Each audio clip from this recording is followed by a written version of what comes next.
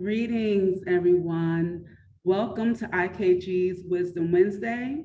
I am Sister Ajwa, the coordinator of the IKG Wisdom Wednesday program.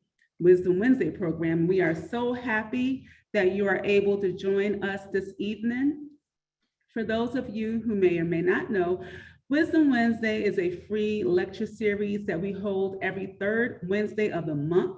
And since 2020, we've been holding it via Zoom webinar. And we have been able to bring in our family from all over the world to join us in these great presentations related to African history, culture, spirituality, politics, all issues affecting us as Black people, and looking at ways that we can find solutions for our own lives and our communities. So as always, we'd like to start off by acknowledging where you all are checking in from, where are you joining us from, and we ask that you just share in the chat where you are. And as you are doing that, I would like to let you all know that as we go through this presentation tonight, we do have the chat box for us to interact with each other. However, if you do have a question for our presenter this evening, we ask that you put those questions in the Q&A box. And as you all are checking in, we have LA, Los Angeles, California. Thank you. We have North Carolina, Fairfax, Virginia, Silver Spring, Maryland is in the house. Someone asked, is that Fela Kuti? Yes, that was Fela Kuti, Single Water that was playing in the beginning. We have Philly, of course, DC. We have New York City in the house. Let's see, Jersey, South Carolina, Texas, Cali again, Colorado, Maryland, Wisconsin. Let's see here, Delaware, Virginia again, Florida, Oklahoma.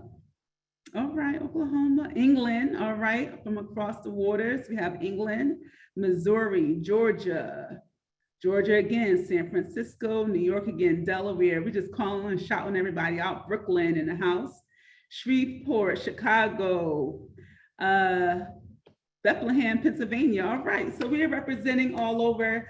We got some in the north, some in the south, east, west, and internationally. So thank you all again for joining us this evening.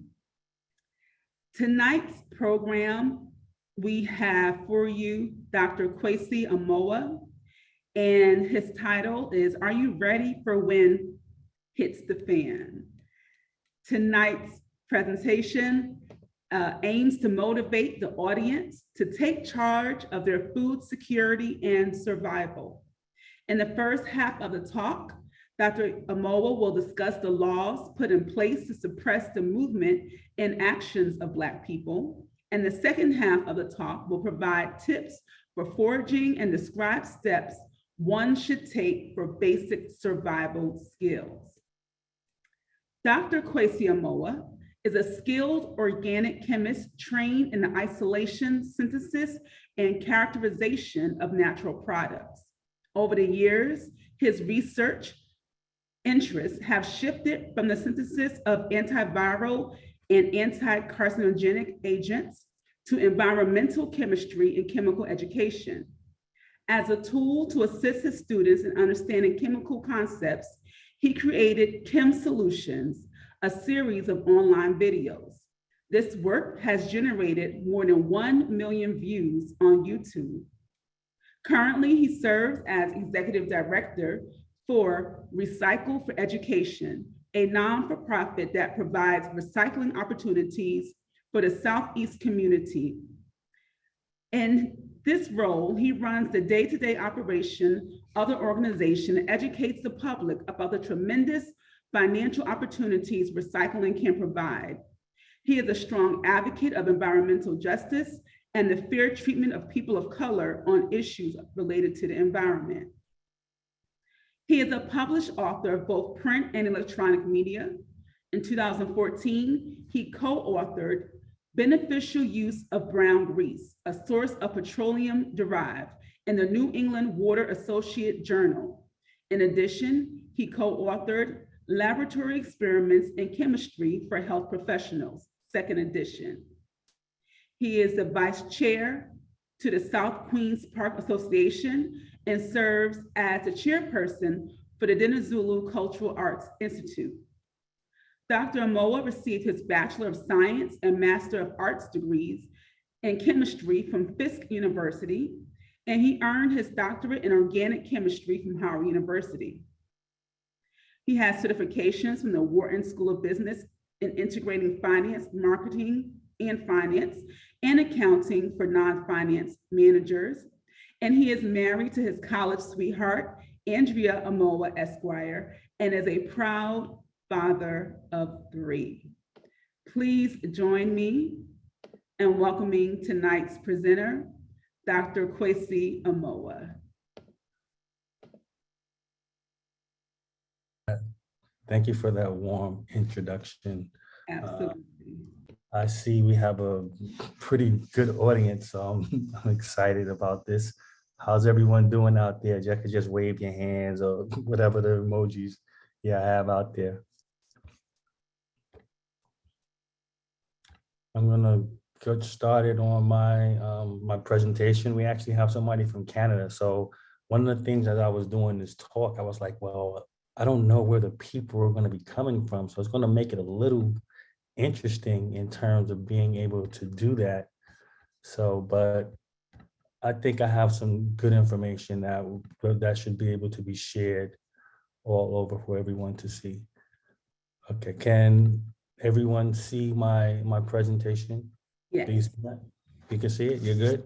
Yes, we're good. So Sister Adjua asked me to do this presentation, I guess a few months ago. She asked about it kind of earlier on, and I was like, I don't really know, but I'm like, all right, okay. So as you guys have heard my bio, I am an organic chemist by training. So, but as a hobbyist, one of the things that I am very interested in doing and dealing with is natural products and dealing with the earth.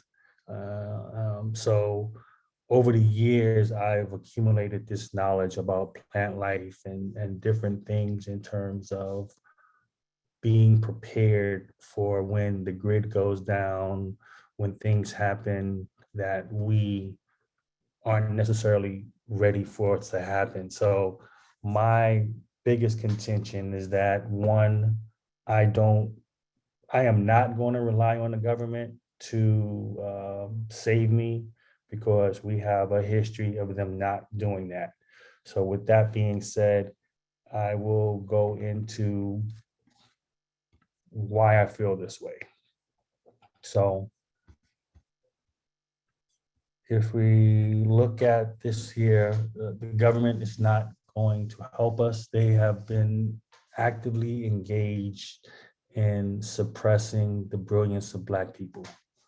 So, and I'm going to give you a quick little timeline as to what this looked like and things that have happened. And by no means is this exhaustive, is this all the things that happen, but these are some key things that stick in my head that, I want to relay to the audience that as you're developing this, you should be thinking about this. So in 1619, we had our first enslaved Africans that hit these shores. 1864, we had, quote unquote, the 13th Amendment, but of course they put a loophole in it. And what the loophole was that if you become captured or you was jailed, you was put back into slavery for the most part. In 1865, supposedly 1863, slavery ended according to the US laws. And then as soon as slavery ended, they came up with the Black Codes, which was from 1865. And I'm not really sure how long that went through. But from 1865 to 1877, we had a period of Reconstruction. So if you ever look into the archives and see some of the history, that's when you had a whole lot of Black people who were elected to office. You had a lot of things happening that was beneficial for Black people, but however, it was an attempt to deal with racial inequalities, but I don't think it was very successful. And then from 1870 to 1865, we had Jim Crow laws. So my father grew up in Jim Crow era. He is what, 70 something years old now. And I'm sure a lot of other people on here who parents who grew up in that era. So 1865 is only 54 years ago. It's not that long ago. So um, we have these vagrancy laws that led to convict leasing. And I mean, it's a whole history that's behind that. 1914, we looked at the present to the present back to Africa movement. So I guess it kind of started in 1914. And I'm sure there were more people that were trying to get back to Africa prior to this, but I guess from a historical perspective, this is when it becomes big. And then in 1954 to 1968, we have our civil rights movement. And then from 1970 to present, and I'm calling this the new Jim Crow, this is when we started dealing with this war on drugs, the Rockefeller drug laws, and things of that nature. And we still see we're having incidents, or we're still having disproportionately being affected by these things. Despite the attempt to equalize things, that's not necessarily happening. So my question to the audience is, and then 2013, we had Black Lives Matter movement to today is still going on, and we're still protesting about the equal treatment of Black people in this country. So it has been 400 plus years that we have been in this country. Black folks are not strangers to white folks. We have been here for a while, yet we are still struggling to be treated fairly and to be equal, or just treated fairly. You have to be 2, 3, 4 times better in order to get the same thing that they have, which is just not fair. And we know that it's not fair. So my question to the audience is, when are we going to, and I think the reason why the civil rights movement was so powerful is because it was really based on economics, not necessarily based on we being fair and folks wanting to be fair to give, white folks wanting to be fair to let folks ride on the bus or whatever. What really became the issue is that them white folks got tired of not getting their money for their buses and said, look, let them sit anywhere as long as they give me their nickel. That's where the real power is. And when do we, as Black folks, start using our economic power to demand the things that we want in this country? So, and I think that's critical. So despite the gains that we have over the year, we have more millionaires, more Black billionaires than any time in history. We still have greater health disparities in general population, more likely to be denied funding, less life expectancy, more likely to be jailed, more likely to have families separated and children removed, dealing with the court system. Our young women are more likely to be sexualized for just being kids. I mean, the disparities can go on and on. So I'm sure I don't have to go through a whole lecture, but these are the things that we're dealing with. So I say all this to say that the laws are created not to protect you. I say this to say that if you're looking for the laws to be equal, it is a joke. The laws are designed in a way to provide a group an unfair advantage, period. And we see this over and over again in terms of what the government has done and how, even with the tax codes, there's special carve outs with certain organizations to have certain tax breaks based on their organization and the things that they're doing or whatever they're producing. The laws are not designed to be fair. They're designed to provide a group with an unfair advantage. So I keep seeing this brother, Derek, popping up with his hand. he has a question or he's raising his hand. Sister, could you ask his brother what it is that he's asking? What's the question? Um, Brother, if you do have a question, you can place it in the Q&A box, and we can get to that question during the Q&A. But if you raise your hand, we will not be able to have you actually speak as a panelist. But if you do type in your question or type in your comment in the chat box, that will allow us to see it. Thank you. Okay. So I said the laws are not designed to protect you. And then I'm reading these books, Michelle Alexander and Ellie Mistel allow me to retort, and I quote, the laws, and I have in quotation, it was written by a collection of wealthy slavers, wealthy colonizers, and wealthy anti-slavery white men who were nonetheless willing to compromise and profit together with slavers and colonizers. Okay, so this is the Constitution of the United States that was written. So understanding this was the premise of our quote unquote laws were written. Again, I'm gonna say it again. It was written by a collection of wealthy slavers, wealthy colonizers, wealthy anti-slavery white men who were nonetheless willing to compromise and profit together with slavers and colonizers. So this is by Ellie Mistel. He just put out his book, Allowed Me to Retort. And it's a fascinating read in terms of looking at the Constitution of the United States and all these laws and how the laws are manipulated again to provide someone unfair advantage.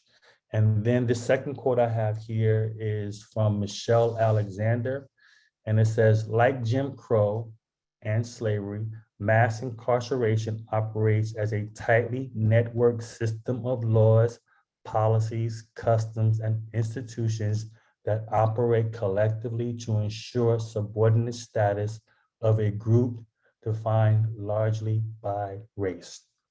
So I thought that was, it's not just one thing, it's a collection of things that are put in place to make these things or to put forth this this system that we're in. We live in this system, and as a result of living in this system, we have to deal with these collections of laws, these customs, and then it's all arbitrary, really. Like who's the judge, who interprets the law is how it ends up going down and providing an advantage for whoever the person on the other side or not on the other side depends. So I say all that to set the premise of this conversation is that one, if the shit hits the fan, me personally, I'm not looking for the government to come and be able to be a savior. We've seen examples of this. We have Katrina, for example, in Louisiana, when all them folks were down there with the flooding and how they were treated. I mean, we have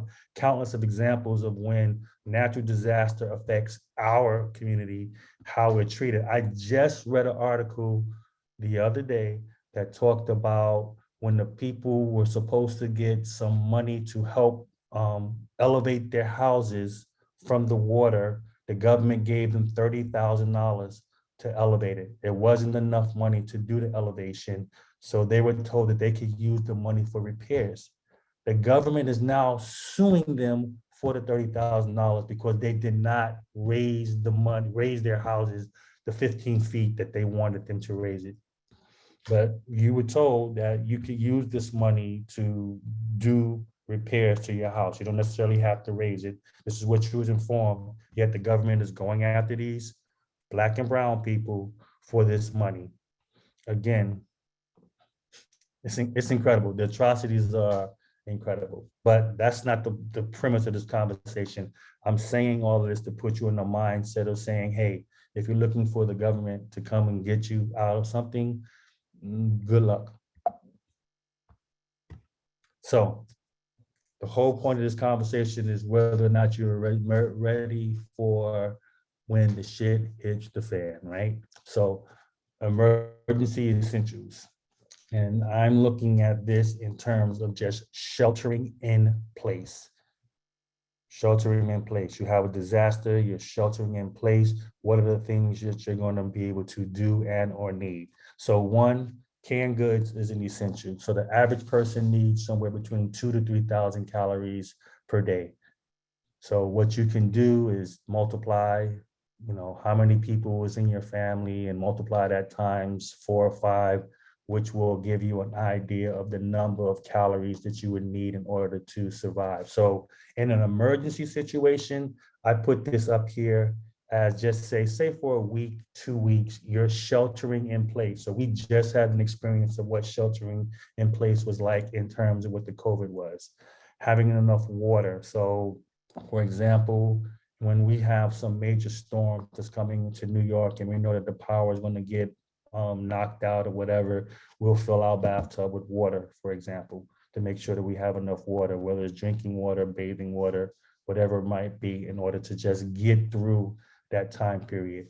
Batteries to operate flashlight and radios, warm blanket, first aid kit, knife to open up canned food, cash just in case. So the this here is just for an emergency situation that's going to be a quick thing, and you're looking at maybe a week, 2 week type scenario, which normally what happens here in the United States, if there's a disaster, it's generally something that happens within the week and you're prepared, you can prepare yourself to deal with that situation. However, I'm thinking about this from a much, much longer term scenario. So the average person in the United States, or not United States, around the world can survive off of $1 a day. So we have examples in India, China, Africa, South America, and you even have examples here in America where a person can literally live off of $1 a day. So the basic needs and the things that we need to shelter is water and food. But with sheltering in place, this is, you already have your shelter. So the other thing that really becomes the big thing is your food. Some items that you might want to have just in case: a shotgun, axe, machete. But the biggest consideration in all of this is knowing your environment. Where can you find food? Where can you find water? That's the biggest thing, more so than anything else. You have your shelter because you're sheltered in place. The next biggest question is, where could I find food? Where can I find water? So I want us to remember that our ancestors survived slavery. So survival is in our DNA. It is there. It has to be awakened, but our parents came through the worst part. Our ancestors came through the worst part of slavery, shackles slavery, come across those boats, and we survived. So survival is part of who we are genetically. So there's nothing to fear. Just understand that it's a part of you.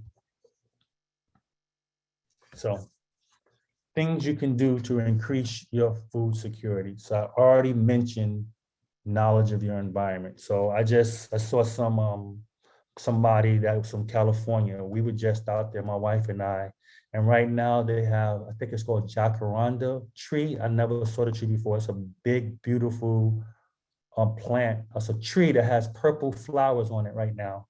And I'm like, what tree is that? I've never seen a tree with purple flowers. So knowing your environment is critical, because those are the things that are actually going to help you and save you.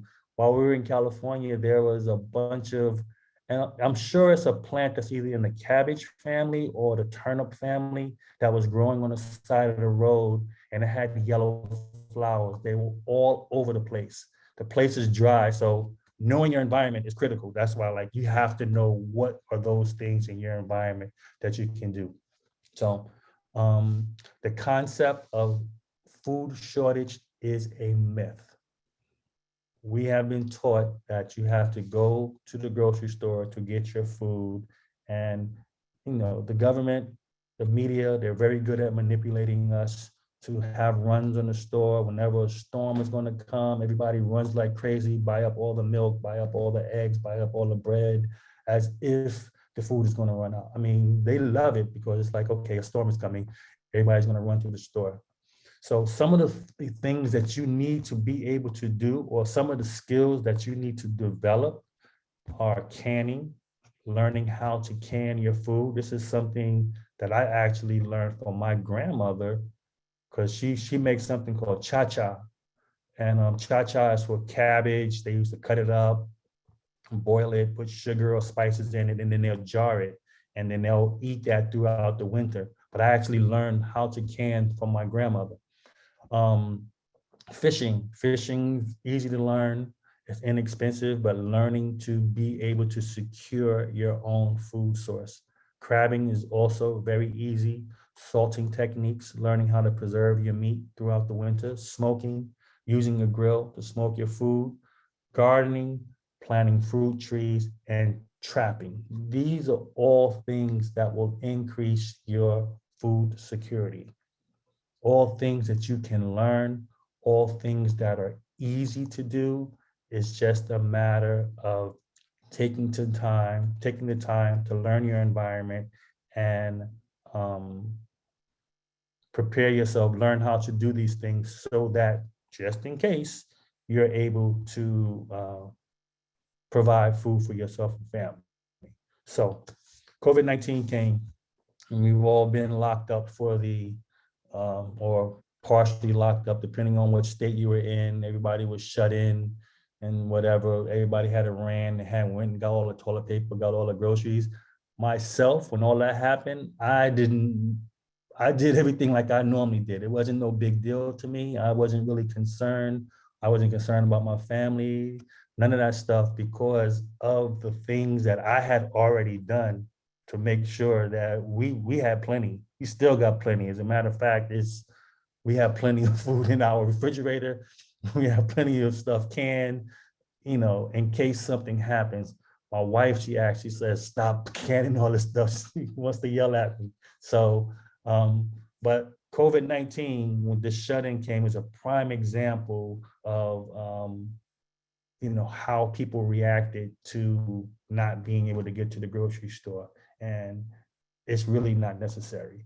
But having said that, there are literally hundreds of wild edibles that are free for the taking for you to consume. The only thing that you need to be able to do is increase your knowledge as to what those things are.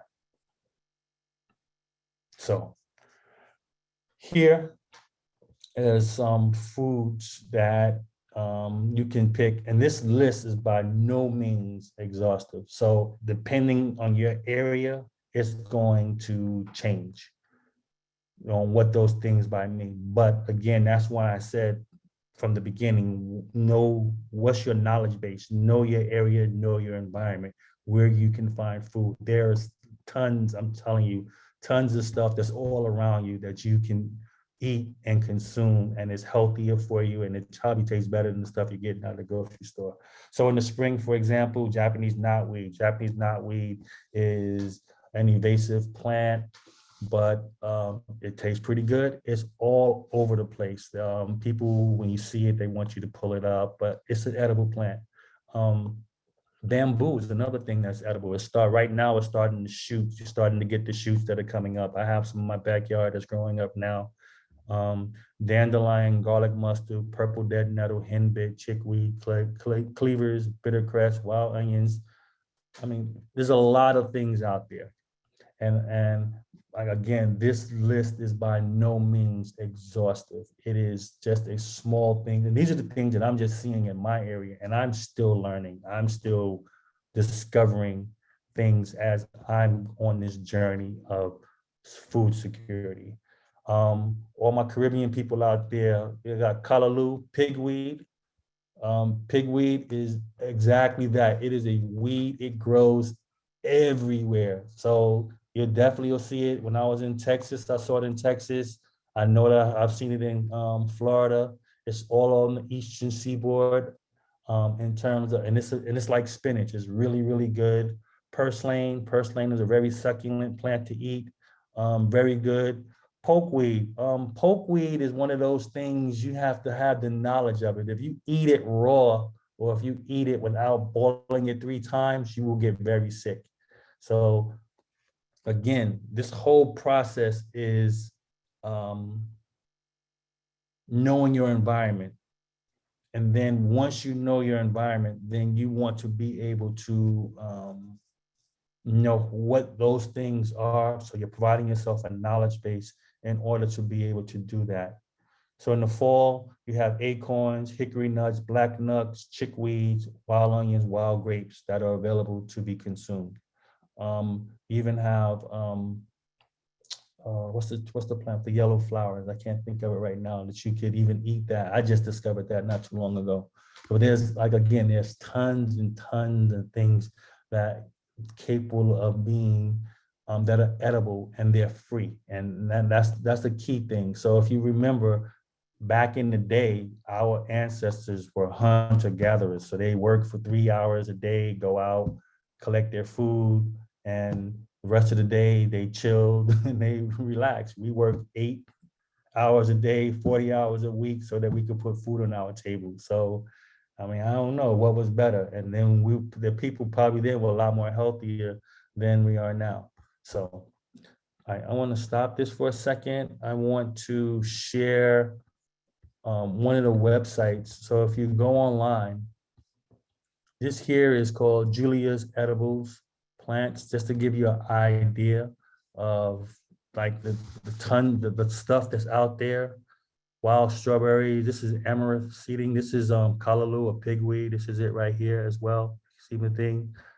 Bitter cress. These are things that you've probably seen and you just didn't recognize it. You probably have it in your yard. Dandelions, I'm sure everyone sees dandelions. They have it in their yard. You can eat the flowers, you can eat the seeds, you can eat the roots, you can make coffee grinds from the roots, a coffee substitute. Tons, like there's tons and tons of stuff that's available that can be eaten.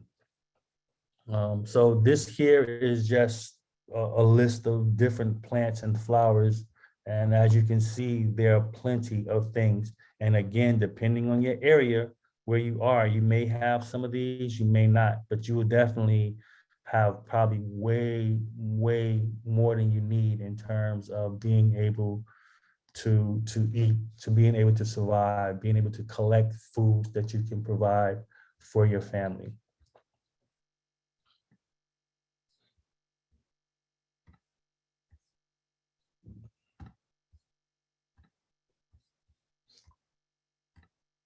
So another thing that you can do to deal with your food security is to plant a garden. Depending on where you live, even you can even plant a garden out of a pot. You can use a bucket, on them Home Depot buckets, 5-gallon bucket. You can plant peppers, squash, tomatoes. You'll be surprised what will grow inside of a little bucket. And then the amount of food that you get is always incredible. It's always so much that you cannot eat it all. So some of the easy things to plant are peppers, tomatoes, squash, butternut squash. This is a late harvest, but you get these beautiful butternut squash, and they'll last all winter. You can make soups out of them. I mean, they're beautiful things. They're beautiful. They're very good. One of the things last year, my family, we planted broccoli.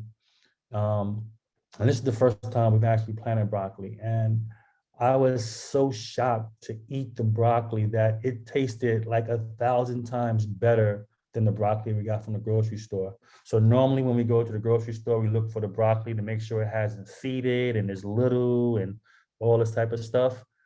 And we could try to get the young, tender broccoli. This broccoli, I had let it seed, I had let it flower, and it still was better than anything that I had ever bought from the grocery store, which really gets me to thinking, like, what are we eating at the grocery store? What are they giving us in terms of this mass production of food?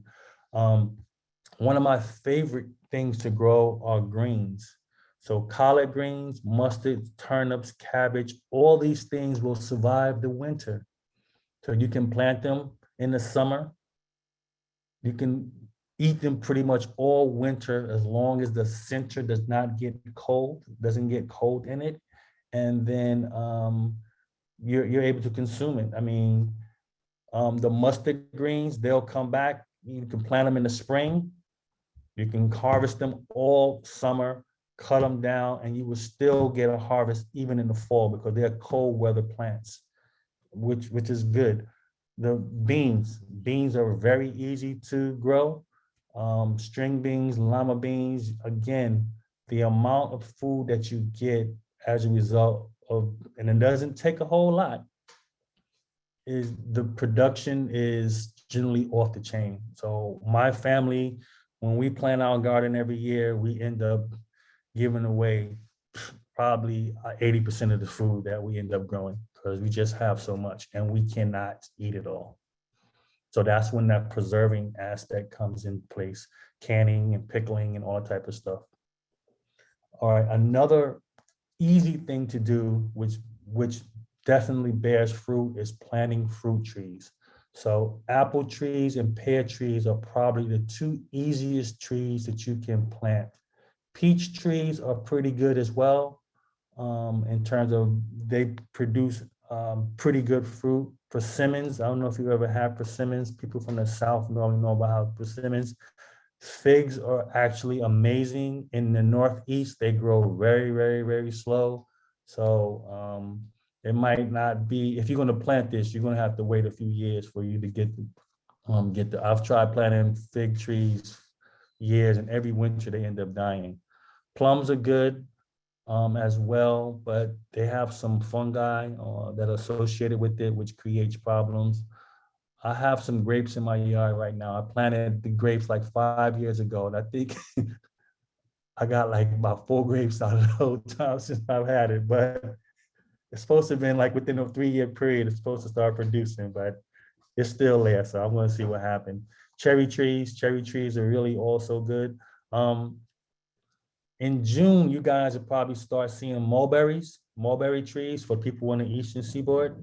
Mulberries, they stay in season for about, I would say about a good 3 weeks. Mulberry trees are delicious. They're wild. I've never figured out why they have not became commercial, and why they aren't commercial, but they're all over the place. And it's a very, very good source of food.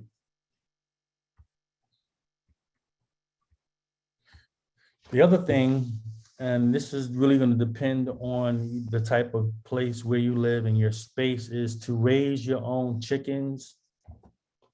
So currently I have probably about maybe 60 chickens in my yard, and I just hatched out some more. The one thing that's beautiful about chickens, one hen will lay about 100 eggs a year.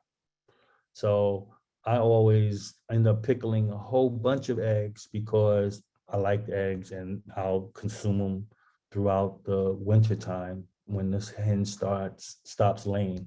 But right now we're probably getting at least a dozen eggs a day. And we're giving them away because we can't even eat them. There's so much. And the other part of that is that you have the meat that comes from the chickens. So we generally don't cull our chickens because we want them for eggs, but if you're able to and you have the ability to have chickens in your yard, I would strongly recommend it. They're really, really easy to raise. They're not fussy animals. Depending on where you are, you cannot have a rooster, but the chickens, the hens will still lay eggs even if there's no rooster. The eggs will just become fertilized with the rooster. But for those people who do not eat eggs or who do eat eggs, if you taste a fresh chicken versus a store-bought chicken egg, again, it's night and day. My wife doesn't like eggs, but she will eat these eggs because the taste is so much better, so much different. So if you have that ability to do that, I would certainly recommend it. It makes a big difference in terms of being able to have that food security. Another question is, do you have a barbecue grill? Do you have a grill in your yard? Do you have a propane tank with a fryer attached to it? I think these are two essential pieces of equipment that you're gonna need if you're going to shelter at home. So normally around this time, Home Depot normally puts the charcoal on sale, like 3 for $10 or something like that. We end up normally buying a nice little hefty amount so we can barbecue during the summer, but also in the event that we do need it, we have extra that we can cook with for anything that happens. So I definitely think this is um, a must-have for you, um, in case of emergency. Something's going on, you want to be able to at least have a little barbecue grill, throw out and cook you something to eat real quickly. All right, other things to consider. Do you have a team?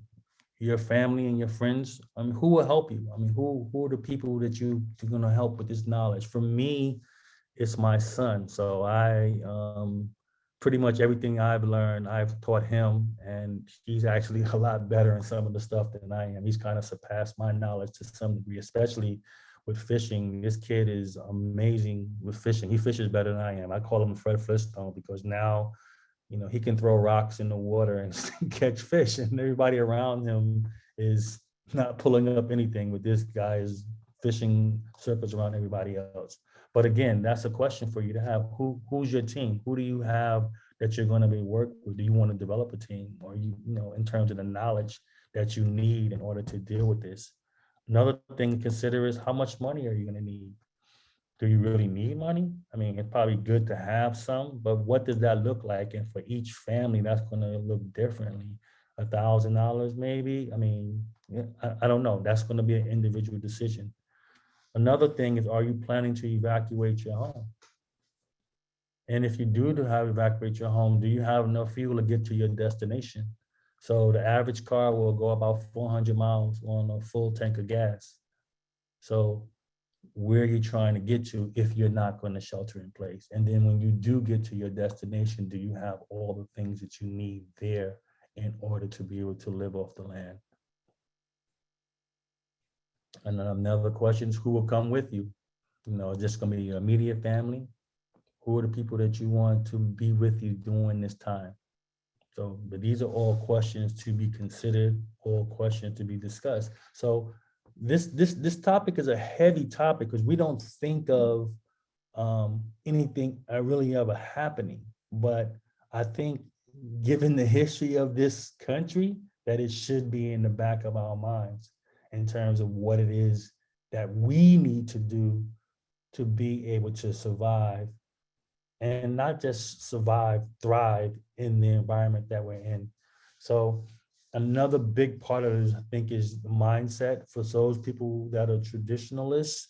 The use of your shrines and your ancestors to guide you, to help you within terms of keeping the stress levels down. If you go back to the history of some of these shrines, and many of these shrines, they were there as a way of helping man to cope and live in his environment. So this is a resource or a tool that should not be overlooked in terms of dealing with this situation. Like, what does that look like, and how does it happen, and what are the other resources that you have in place in order for this to happen?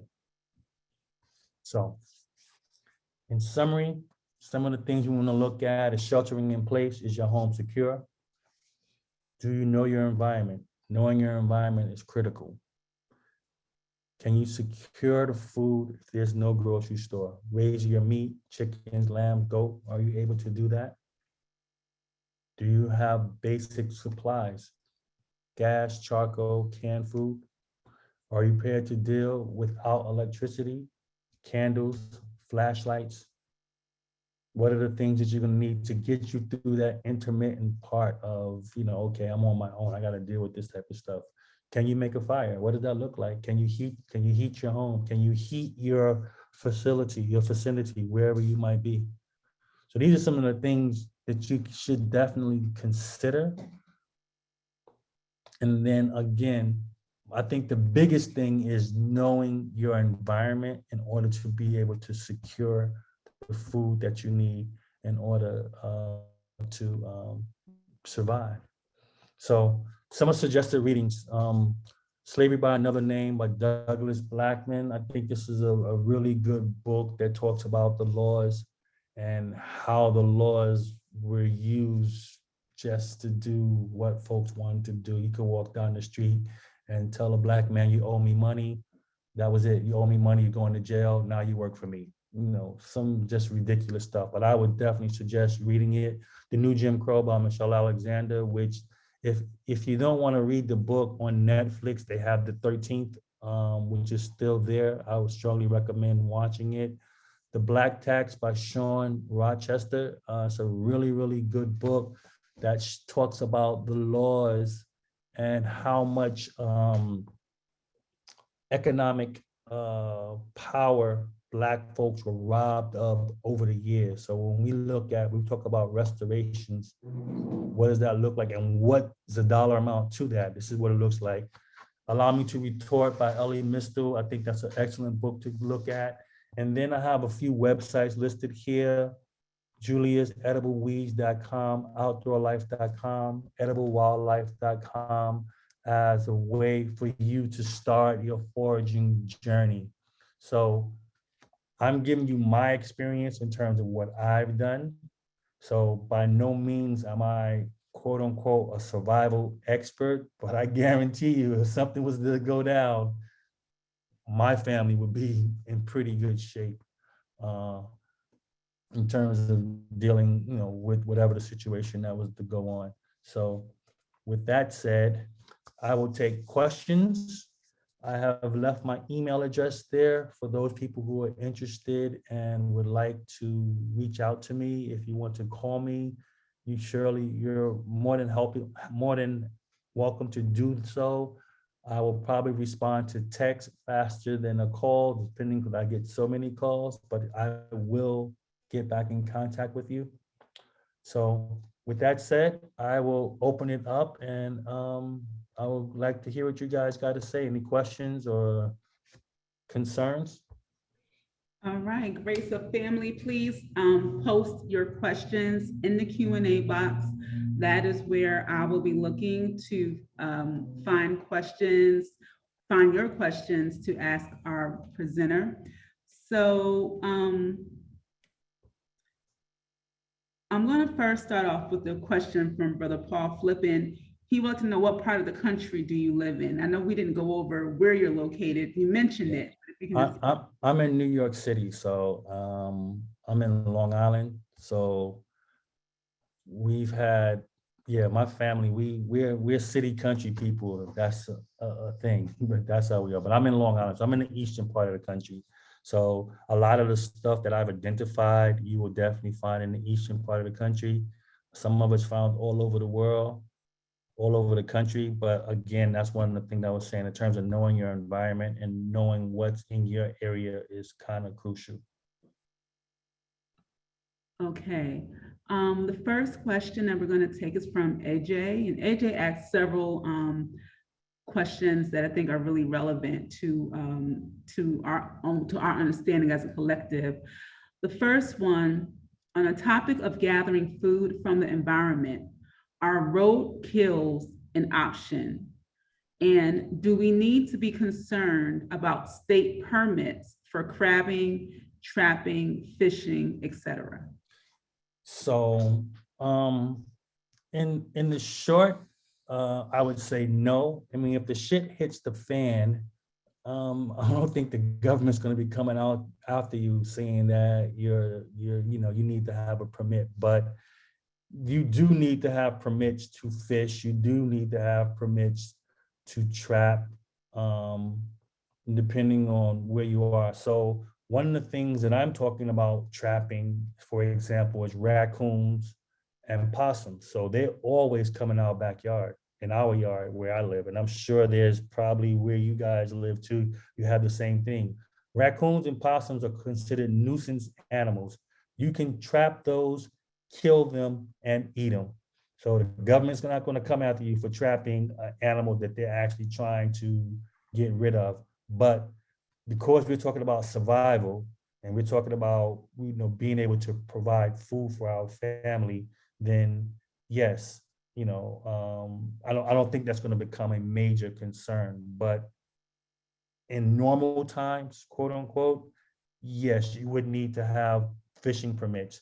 Crabbing, you don't necessarily need to have permits to crab, but for fishing, you do. In New York City or in New York State, you have to have permits to freshwater fish. For seawater, for fishing in the ocean, you do not have to have you don't have to pay for a permit, but you are required to register. I hope that answered your question. Okay, and yes, that definitely answered the question. And along those lines, in terms of finding food in the wild, what will be your advice about how to clean plants, especially those we collect along the roads in the city?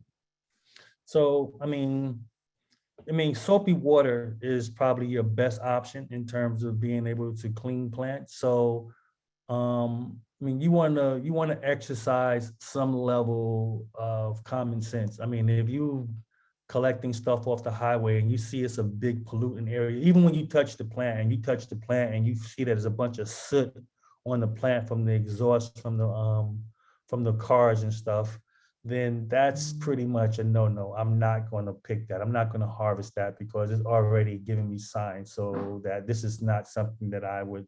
But there are plenty of places where you don't have that type of foot traffic going on where you can find wild edibles. Even just walking in the parks, a lot of the national parks, you'll find a lot of stuff. And even in your backyard, walking around your yard in your house, and you'll find things that is growing that you can actually pick up and consume. So, but soapy water is the general rule for washing the material, depending on what it is that you're trying to collect and how you're going to collect it. And then there's other things where you can take some of these things and you're making tinctures out of them, meaning you're taking the plant matter, filling it with alcohol, and you're using it as a medicine. So one example of that is pokeweed berries. You can use that for arthritis and rheumatoid arthritis and joint pains. So, but the berries are what you're using, and you're drinking a little bit of it. You're just putting it into the alcohol, and whatever's in there, if it's any parasites or whatever, it's going to be killed by the alcohol. So again, the knowledge base is critical. Like, know what it is that you're doing. You have to educate yourself before you just start going out there. Just make sure, just to protect yourself in terms of what it looks like. Along those lines, a question from Milla 2. And Milla 2 asks, do you have tips for foraging on the go, like knowing when and where I can and can't pick? Foraging on the go, you mean? So I'm taking, if there was an emergency and let's say this person is not, they're not homebound, perhaps they're just on foot, by car, but they need to find food on the go, on the road. Okay. You can do that, but then that goes back to knowing your environment. So what are those things that are edible in your environment? So yes, you can do that. There's plenty of things. For example, catskill, it's a swampy plant with the brown fuzzy thing. You can eat the roots of those. You can just peel them and eat them raw. But again, you'll find those depending on where you are. You'll generally see them in swampy areas, or they'll plant them as decorative plants. But yes, you can do that. But again, it's knowing your environment, like what grows in your environment. So, for example, the mulberries, in June, you'll see mulberry plants all over. You'll see fruiting plants all over the place. So you can probably, like in New York, I could probably walk from my house to Queens and see plants all over the place. And that will be a viable food source because it'll just be so much. So yes, you can do that. But again, you need to know your environment in order to be able to do that and to be able to do it successfully. Okay, now with that, there's a couple of people asking a really important question. One is anonymous, one is from Jewel Crawford, and they're asking about herbicides and pesticides. How can those be avoided when foraging? And is it better to just grow your own? Well, I will always recommend growing your own, but if you're foraging, you want to probably really forage in pristine areas where it's pretty much undisturbed. You don't have a lot of foot traffic and people going there. The herbicide material, normally if you're going to a park or some area and they're spraying to kill. So you're going to know that that material has been treated and you're not going to be able to harvest it to consume. You'll know right away. But my recommendation is, again, depending on where you are, is to grow your own food. And because you're going to know better than anybody else how that food was grown, what herbicides were placed on it, if any, what did you treat it with? You're going to know that more so than anybody else. But if you're foraging, my recommendation is to just forage places where it's like off the beaten path. You're not having a lot of people going there, or it's not being treated by the parks department or something like that. All right. Someone is asking, I'm just going to do a little bit of housekeeping. Someone is asking for your email address. If there's a way people can contact you via email, if you can type that in the chat. And All right. and someone asked about PowerPoint slides being shared. I think if you reach out to Dr. Amoa individually with any questions, I'm certain he'll be able to assist you. But we generally don't share the PowerPoints, but the video of tonight's presentation will be on YouTube. Give us about 48 hours and it will be on our YouTube channel. I will post that link in the chat again for everyone, and you will be able to get that information there. So the next question is coming from AJ, and AJ would like to know, what do you think about raising quail instead of chickens for eggs and meat? Is that a viable option? Yeah, I mean, you can do that. Quail's a little smaller, but yeah, you can do that. If you're looking for the bang for the buck, chickens are probably the better option, but you can do quails as well. So it just depends on what you do. Some people even do pigeons.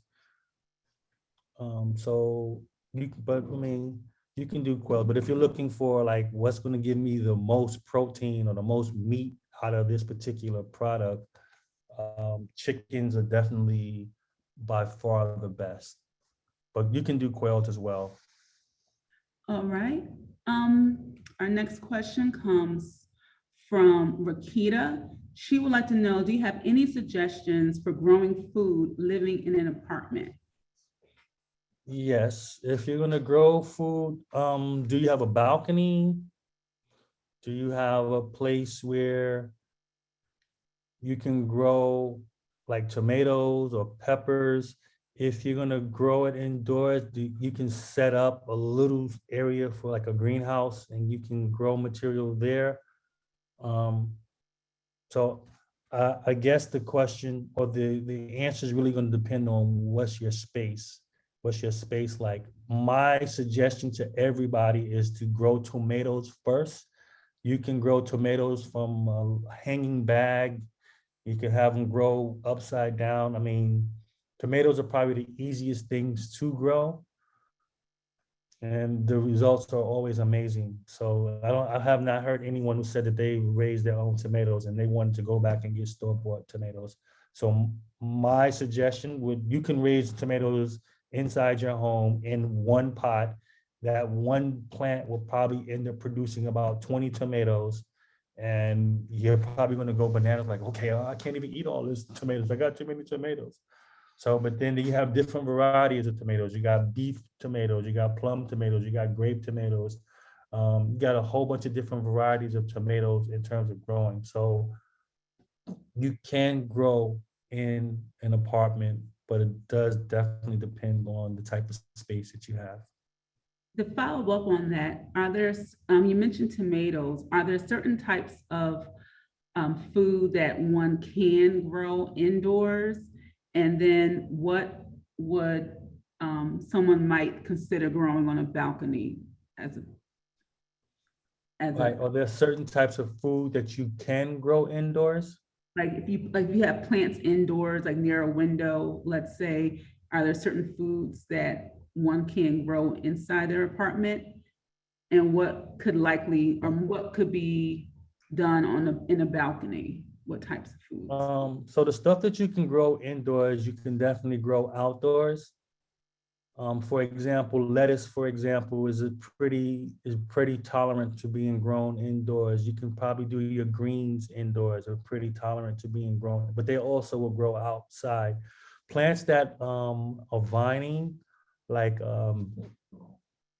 squash or zucchini or pumpkins, stuff like that, you cannot grow indoors. It needs the space because it's gonna creepy crawly, it's gonna take over everything. So last year we planted four pumpkin seeds and it took over, I would say, like a 20-foot area. It actually killed everything else. It was the end of the season, so it was okay, but it killed everything else and it grew over everything. So for those types of plants, they need to be outdoors and you can train them to grow, the vining ones.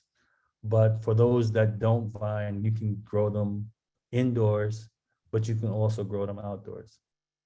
Okay, so along the lines of growing food, Deborah Bernal speaks about composting and wants to know, do you compost? She does mention that she does worm composting and uses it for fertilizer and to recycle table scraps. So what are your thoughts about composting and So, about it? so I don't compost, but what I do is all my scraps, either I feed them to my chickens or I bury them in my garden. So it decomposes and then I use it when I plant, but I don't compost. Okay, So composting is a procedure. It requires work. So my idea is not to have to work. It's like let nature do what it does.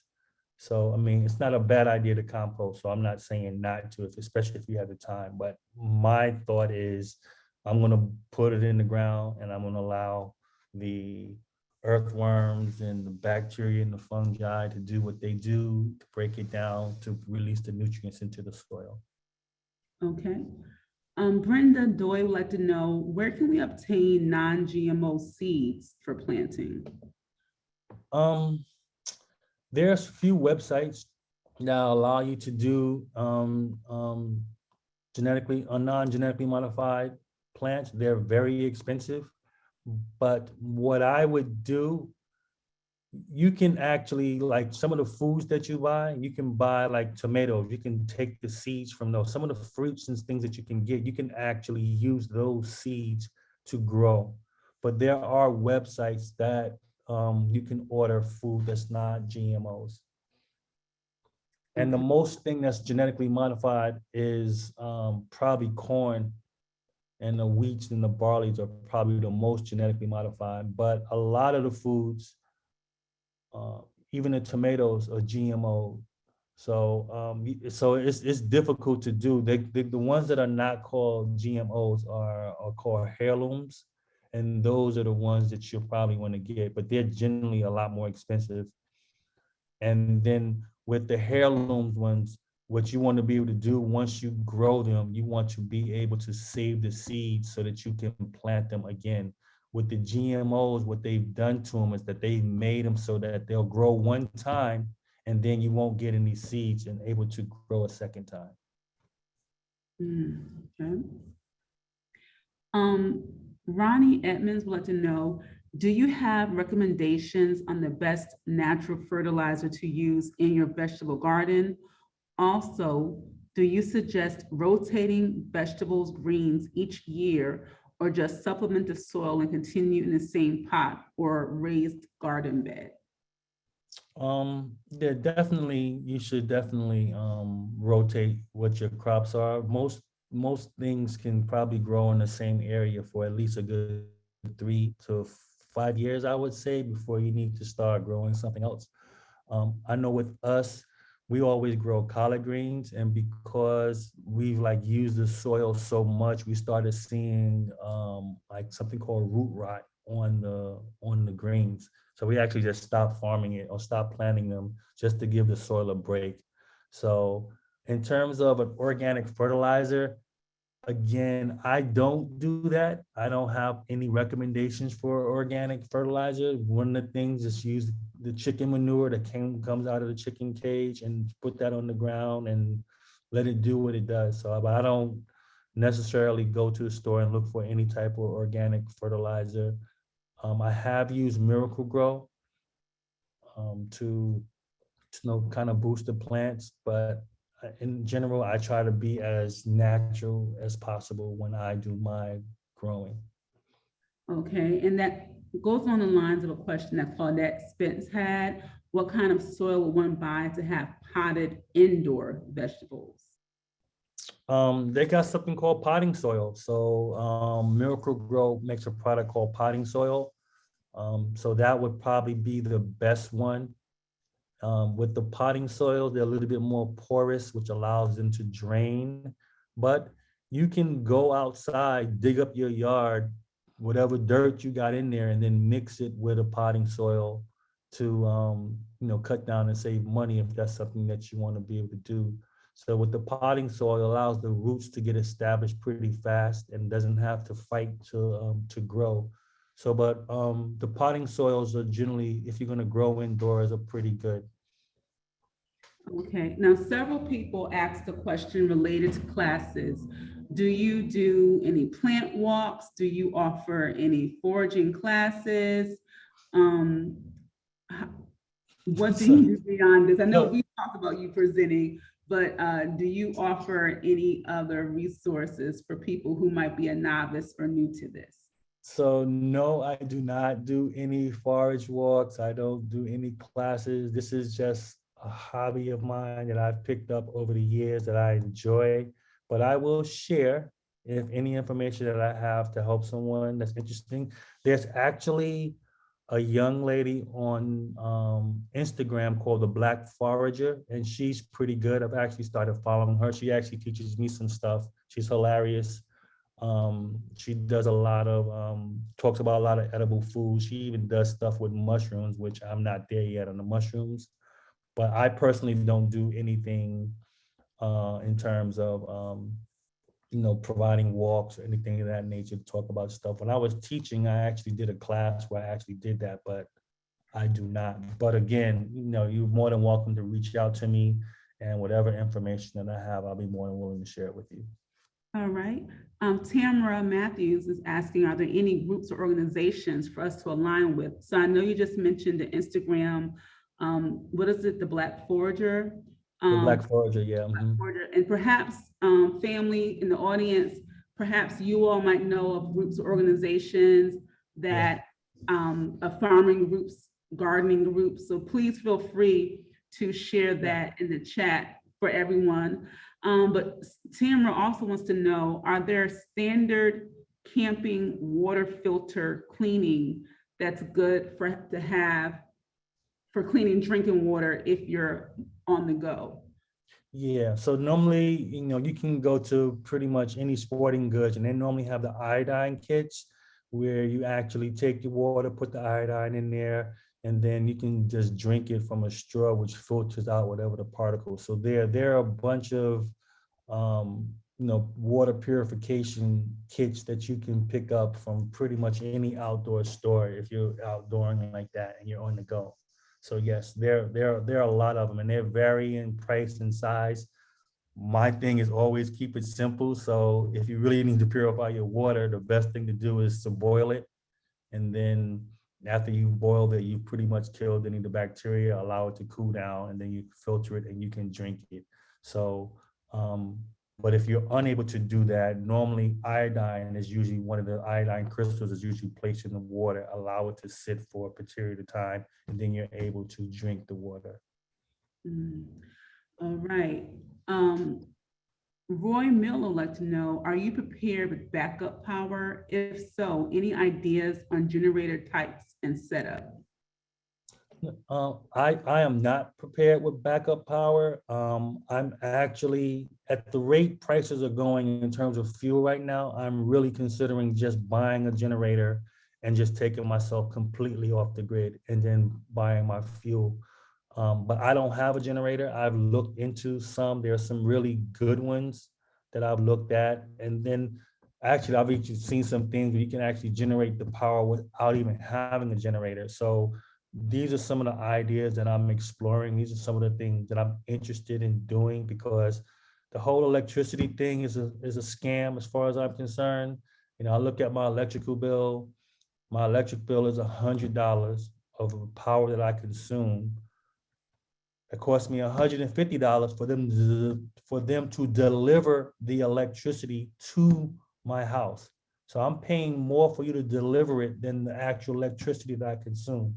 So I have a big issue, and that's one of the things that I've really started actively investigating. It's like, how do I get my house off the grid? Because I think we're just being scammed on electricity. That's just my personal opinion. Okay, I'm going to take this conversation kind of a ways and back for this next question. This question is coming from Todd, and he's coming from listening in from Leeds, England. And he wants to know, what does your name Kwesi mean? And as you're answering this question, I will ask if you don't mind speaking a little bit to one of the points on one of your slides around mindset. And you talked about consulting shrines and ancestors in doing this work. Could you explain what your name means for those who don't know, and then perhaps connect it to that that point about mindset? All right, so Kwesi means male born on Sunday. It is a Ghanaian day name. It's a common name in Ghana. Everyone has a day name. Akoshua is the female version of Sunday. Ajua, for example, is Monday. So it's a common day name. It's a day name. So one of the things that I practice, I'm a traditional African healer. I practice traditional African culture, which we call it here, I guess, a comb. And one of the things that Adriana asked me to do was terms of the mindset in terms of the shrine. So as a practitioner of traditional religion, we have these spiritual entities that help and guide us. And with using those entities to help and guide us during definitely periods of turmoil. So, but that's part of my lifestyle in terms of how I live and how I relate with the creator. So all the things that we need is essentially provided for us. We just have to access it. Another book that I want to recommend to you guys to read if you can is Ishmael by Daniel Quinn, which talks about the takers and the leavers. And right now we're in the taker society. Capitalism is all about accumulating stuff and grabbing stuff and not having respect for the environment, not having respect for other people, just hoarding. And it's really, really, really not necessary. So if there's anything that I want to take from this talk is that there is way more than enough to go around for everybody. No one has to be without. So I hope that answers your question. Or Adriel, you think I need to go a little bit more in depth? No, I think that suffice. So I'm going to now just take a few more questions before we close out, and then Kwesi, if you have any closing remarks, you can go ahead and start getting those thoughts together. But someone just a couple of random, a couple of questions is about types of equipment to buy. So one person asked about canning jars. I believe you can get those from like Target, but I don't know if there's a particular type of Yeah. canning jar that you would recommend. So mason jars, yes, you can get mason jars from Walmart. Okay. Um, but one of the things that I can also would also suggest you do is like the jars that you go to buy your ragu spaghetti sauce and whatever stuff that you have that comes in jars, you can actually save those and reuse them. You don't have to go out and buy jars. So this is again that mindset. So this stuff that you probably have, how many jars you throw out? How many jars have you bought that you end up throwing out that you could have reused to can some carrots or Mhm. beans or whatever? That So, but recycling, you right? can buy the jars from a Walmart or a Target or any of those like Tractor Supply type places. You could buy something like that, but you don't have to. You can save the stuff that you have and then reuse it. Okay, awesome, awesome. And just to clarify, the Black Forager on Instagram, someone wanted to know is the name Alexis. Yeah, that's right. We want to make sure they're following the right person. So there you go, anonymous for you. And before, When you tell her that Kwesi sent her, so Kwesi sent you. She doesn't even know who I am, but so but it's fine. do jars have to be airtight for canning? They do. So that's the technique that you need to learn how to do. So it's not difficult, but it's something that you need to learn how to do. So just quickly, when you're canning something, you normally will heat it up, and then you can either pour the hot liquid or food or whatever into the jar and then seal it while it's hot. When it cools down, it creates a seal. So that's one way of doing it, depending on the food that you're using. When I can my eggs, I actually pour the liquid, the vinegar or whatever I've made, vinegar, salt, pepper, put my eggs into the jar. I take my vinegar and water combination, put it into the jar, fill it up, and then I place the whole thing into boiling hot water, or I'll let the water boil. When the insides of the container start to boil, I then take it out and then I seal it and then allow it to cool. So when it cools, it draws a seal. And you can do that with meats. You can do it with a lot of different types of foods. But yes, it does need to seal because that preserves it. The oxygen doesn't get in there and doesn't spoil. And it actually can hold for a couple of years. Last year, um, we made pear preserve. Um, I got, I think I got a bunch of jars of pear preserve, and it hasn't. I'm looking at it; it still looks good, But once you open it and it hits the oxygen, that's when your time is starting to tick on it. It starts to spoil. Okay, all right. What is your opinion about organic produce versus non-organic produce? Mahananda Love would like to know. I think it's this marketing scam. That's my opinion. Um, the stuff. So America, our country, our beloved USA, um, everything comes down to a marketing scam. Organic chickens versus regular farm raised chickens. They say organic chickens, they have 2 feet of room space, which makes them organic. They're in a cage that has 2 feet of room space, so they're able to stretch their wings, which makes it organic. Really? Free range chickens? I mean, so a lot of this stuff is all ploys as far as I'm concerned. It's all marketing schemes, the way they've set it up to trick you into believing that you're getting something better than what you're actually getting. So, and unless you have raised the food yourself, from raised it, slaughtered it, and prepared it, that's the only thing that you're going to really get that's organic.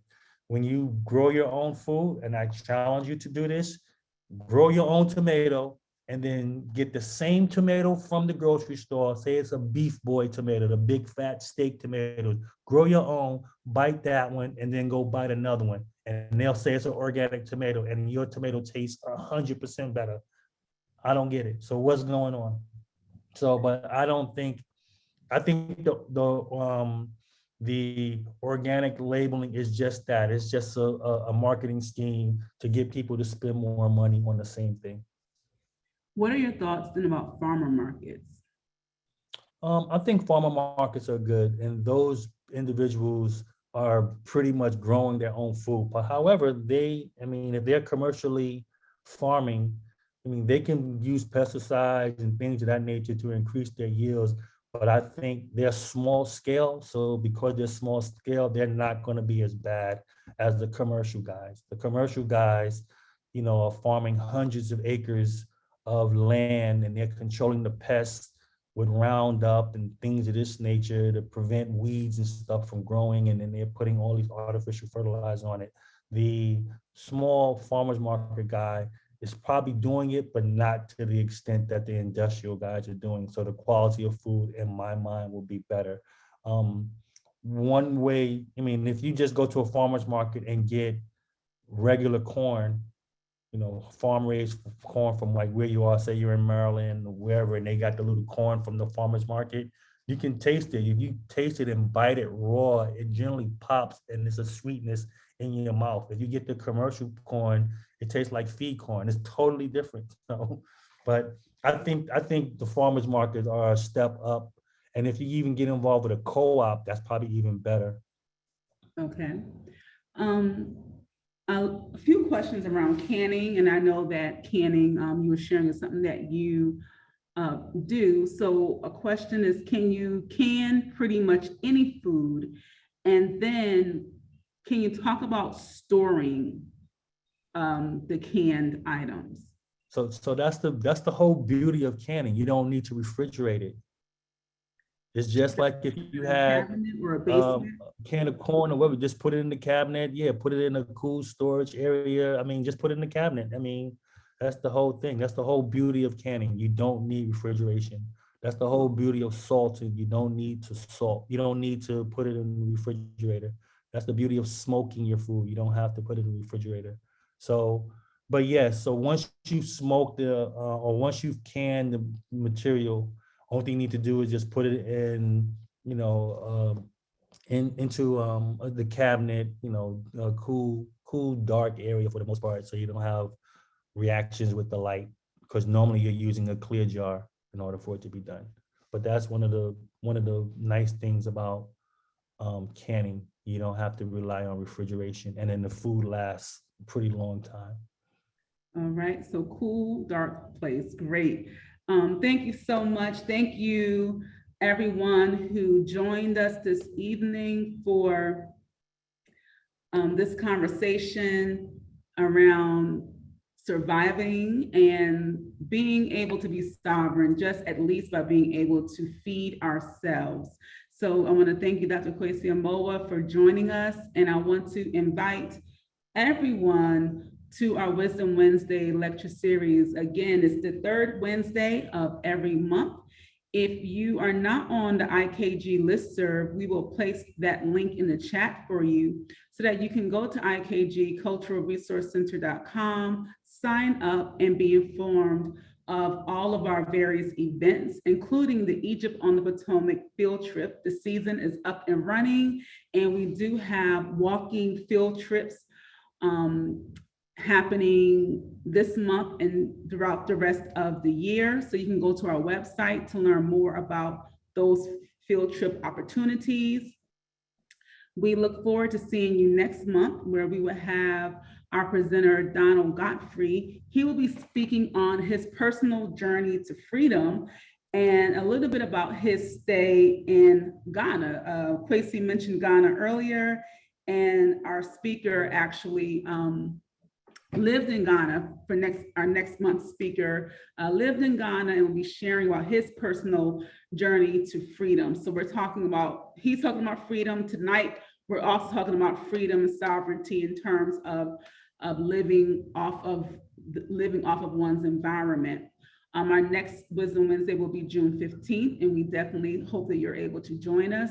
I'm going to turn it over to Dr. Kwesi Amoa for any closing remarks before we close out officially. Just want to say thank you for everybody for taking this time to listen to my opinion. I am one man in this journey. I strongly encourage you to search for your own food independence. I think that is critical. I think that is critical for us to understand that when things happen based on our history with this government, that we cannot rely on the government to be able to be there for us like it is for other communities. So it would be great if we pull together as a collective and share this knowledge with each other. And I'm certainly willing to help anybody that's interested in wanting to know more and getting your own thing established and learning from there. And then we share information. That's what it's all about. So thanks again. Have a great night, and thank you for listening. Thank you. And again, Dr. Kwesi Amoa's email has been placed in the chat, and we will place it in the chat again for you.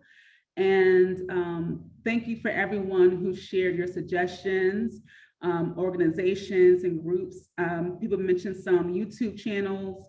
I saw Lead Farmer, a YouTube channel that a Black man that does a lot around this topic. I've seen some of his videos, and I think that's a great person to check out. I think it's Lead Farmer 73.